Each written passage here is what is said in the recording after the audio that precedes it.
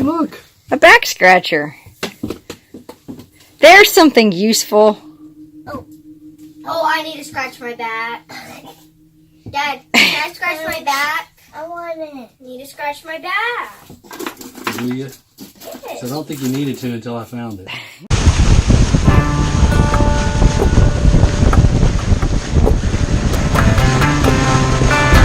I'm leaning towards let's do this.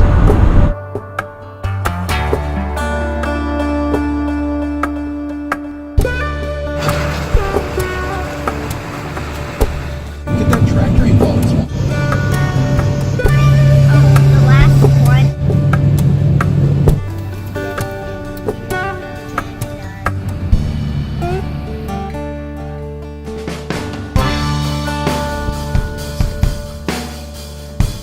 What the? No?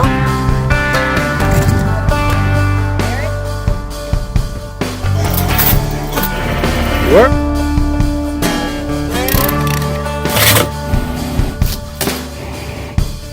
It's gross.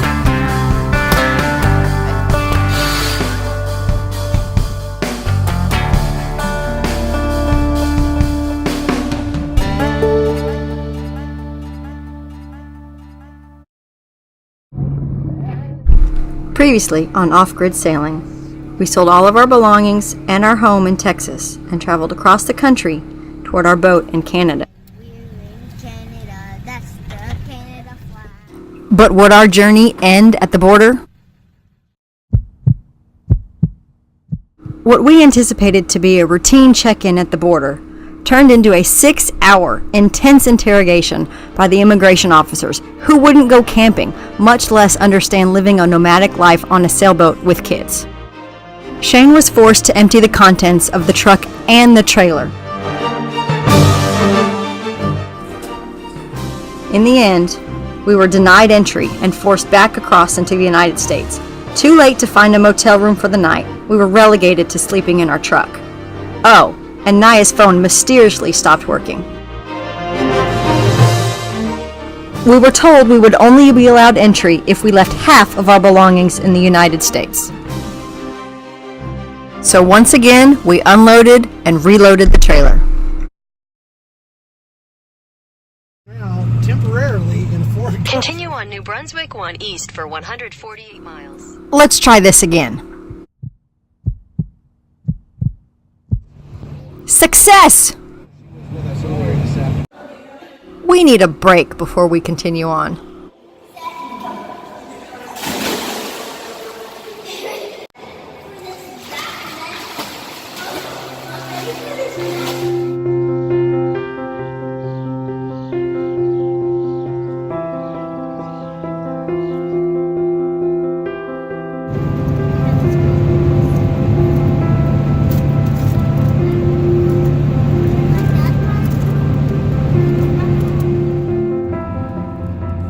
Unbeknownst to us at the time, a few months later we would cross this bridge again, this time on our sailboat.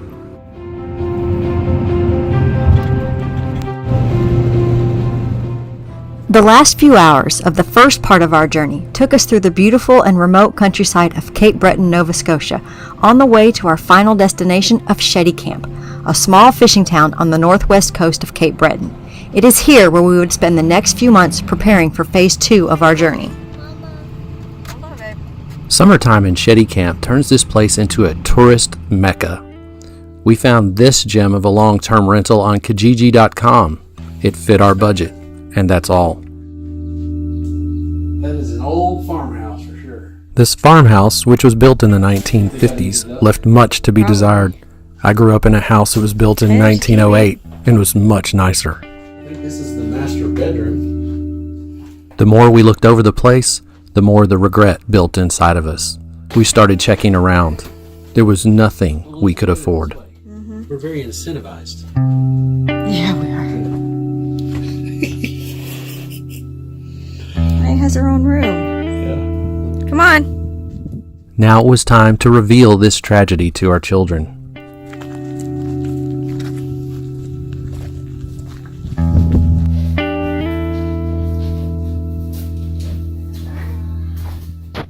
Initially, Bryn and Barrett were just excited to be out of the truck. But the more they looked around and the more that they saw, the less excited they became.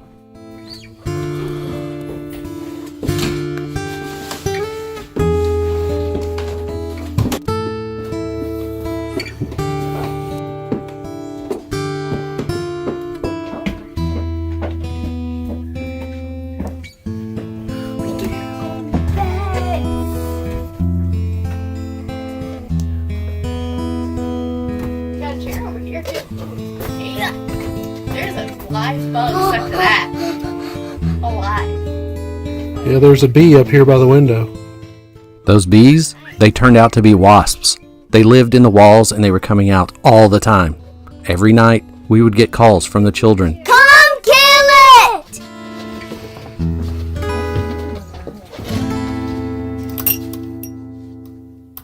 Naya wasn't saying very much, but it was pretty obvious she didn't like the place. I don't know why. The only bathroom in the house was a dirty nightmare.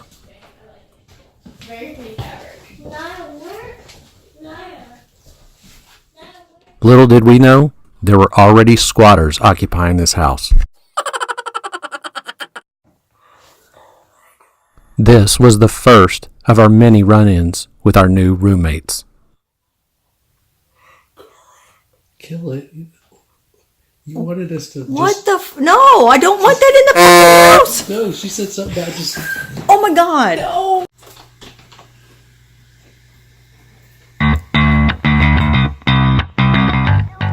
7 months after buying the boat and 8 days after leaving Texas, the children finally get to see what will become their new home. Good thing this latter situation's only temporary, because I was a nervous wreck watching the kids go up into the boat.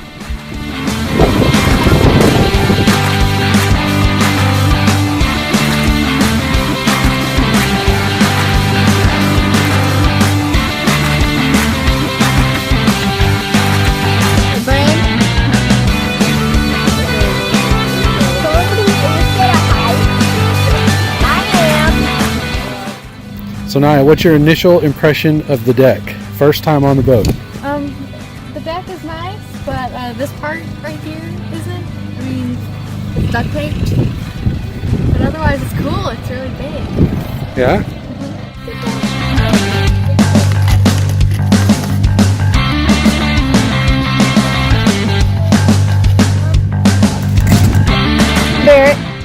It's now judgment time as the kids get their first look inside the boat, and Shane and I get to see how well our new home fared during the Canadian winter.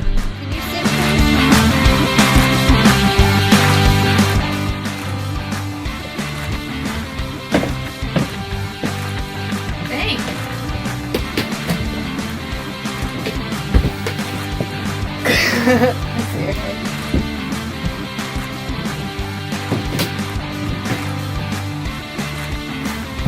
Okay, first impressions, Naya. I like it. I mean, it smells and it's a little messed up, but you know, it's nice. I can't wait until we can, you know, start sailing, be off, not, you know, be in a boatyard right now and be in a house that has squirrels. Barrett?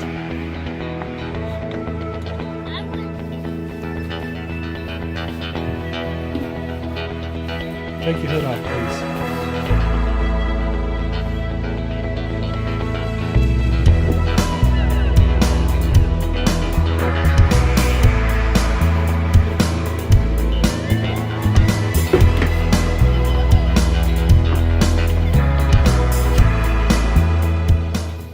It's not supposed to be that way, right? So we have this all over the boat, this kind of stuff that all has to be fixed, right? And we have to clean. Yeah. You take your shower right where the toilet's at.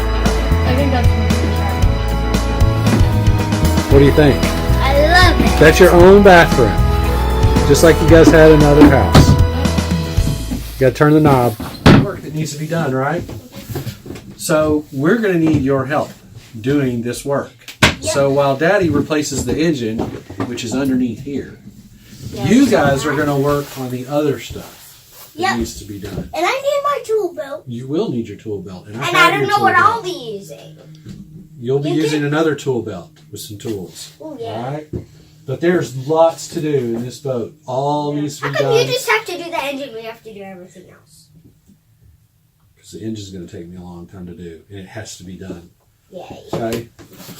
Like And 2 so long days. as I'm working on that, no, probably like 3 weeks. So long as I'm working on the engine, you guys do the other stuff. When I'm done with the engine, then I will help you guys with the other stuff. Yay. Okay? What about Mom? What did Mom do? Are we going to work Well, Mom just, watches you guys and makes sure you're working hard. Dad? What? Are we going to work on the boat today? Well, this part of what we just did is working on the boat. We got onto the boat. We made sure things were kind of how they were when we left it, when we bought it, right? And Mommy and Daddy are going to look around and take some pictures of some things so we have some reference. And we're going to be ready to go to work tomorrow when the boatyard opens.